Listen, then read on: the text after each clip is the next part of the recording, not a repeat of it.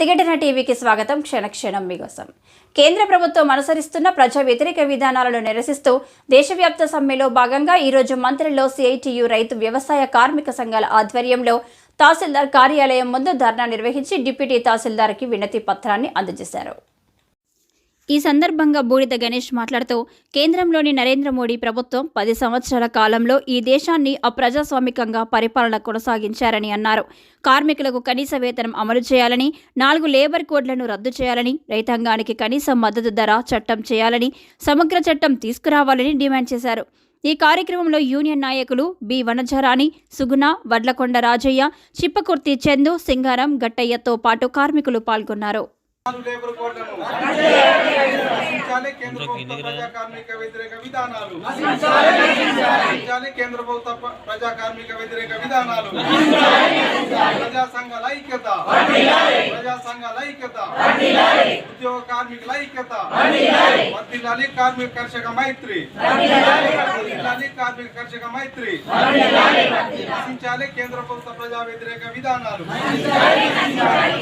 కేంద్ర ప్రభుత్వ ప్రజా వ్యతిరేక విధానాలు జిందాబాద్ సిఐటియు సమాన పనికి సమాన వేతనం అమలు చేయాలి సుప్రీంకోర్టు తీర్పును వర్ధిల్లాలి ఉద్యోగ కార్మికుల ఐక్యత కేంద్ర ప్రభుత్వ ప్రజా వ్యతిరేక విధానాలు కేంద్ర ప్రభుత్వ కార్మిక ప్రజా వ్యతిరేక విధానాలు జిందాబాద్ సిఐటియు వర్ధిల్లాలి ప్రజా సంఘాల ఐక్యత రైతు వ్యతిరేక విధానం నిరసిస్తూ ఈరోజు రైతు సంఘాలు, కార్మిక సంఘాలు, వ్యవసాయ కార్మిక సంఘాల ఆధ్వర్యంలో ఒకరోజు భారతదేశ వ్యాప్తంగా సమ్మెను పిలుపునివ్వడం జరిగింది. ఈరోజు దేశవ్యాప్తంగా ఉద్యోగులు, కార్మికులు, రైతాంగం గ్రామీణ బంద్ పాటిస్తున్నారు. మంత్రిలో కూడా ఈరోజు కార్మిక వర్గం పెద్ద ఎత్తున మంత్రిలో ర్యాలీ నిర్వహించి మంత్రిని తహసీల్దార్ గారికి వినతి పత్రం ఇవ్వడం జరిగింది. నరేంద్ర మోడీ అధికారంలోకి వచ్చి 10 సంవత్సరాలు అవుతుంది.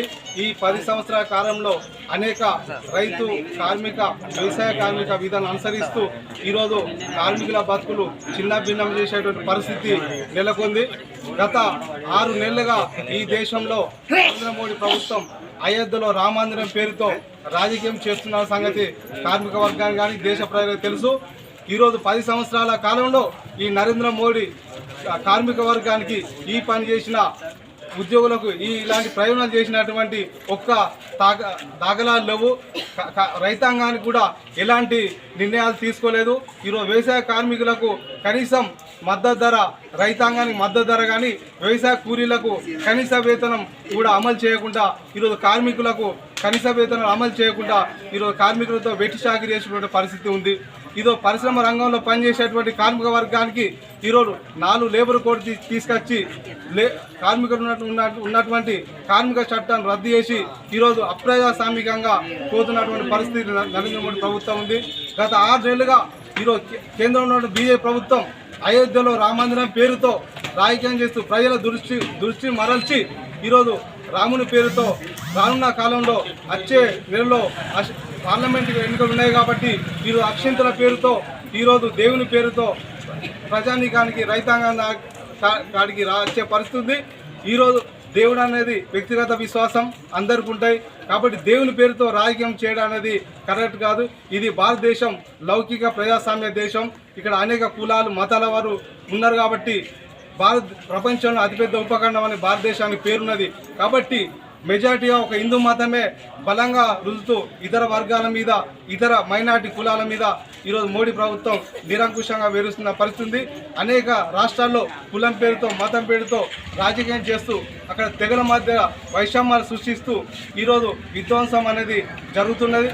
కాబట్టి ఈరోజు ఈ యొక్క విధానాన్ని నిరసిస్తూ అదేవిధంగా కార్మికుల మీద, రైతాంగం మీద అనేక భారాలు వేసిన పరిస్థితి. నిత్యావసర సరుకుల రేటు విపరీతంగా పెరిగినాయి, కూరల రేటు పెరుగుతున్నాయి. ఈ ధరలు నియంత్రించడంలో నరేంద్ర మోడీ ప్రభుత్వం పూర్తిగా విఫలమైంది. అదేవిధంగా ఒకవైపు ధరలు పెంచుతున్నారు, మాత్రం కార్మికుల యొక్క వేతనాలు మాత్రం పెంచడం లేదు.